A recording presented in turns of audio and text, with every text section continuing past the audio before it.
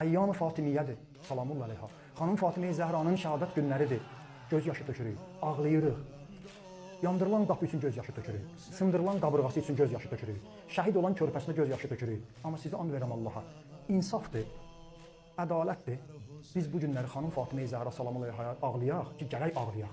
Amma xanım Fatimiyə Zəhranın hicabını geyinib, həbsə düşən, zindana düşən qadınları yada salmayaq.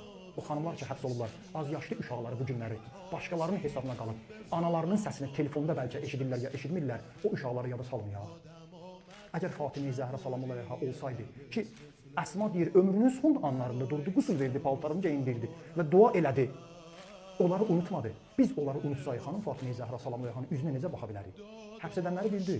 Həbs edənlər bu işi görməklə, Allahın əmrini pozmaqla Azərbaycan qadının hörmətini saxlamadılar. Hətta azmış kimi o gün fərəhlə verirlər mətbuatda, mediada ki, Azərbaycanda həbsdə olan cinayətkar ermənilərə məhkəmə zalında dörd barmaqlı yer ki salır, orada onlara çay veriblər. O erməni kimdir? O erməni həmin özümüz deyir ki, xalqımızı öldürən, cinayət daşıyan bir insanlardır. Onlara çay verirlər. Amma xanım Fatimiyə Zəhra salamullah aleyhanın hicabını geyinənlərə həbsə atırlar.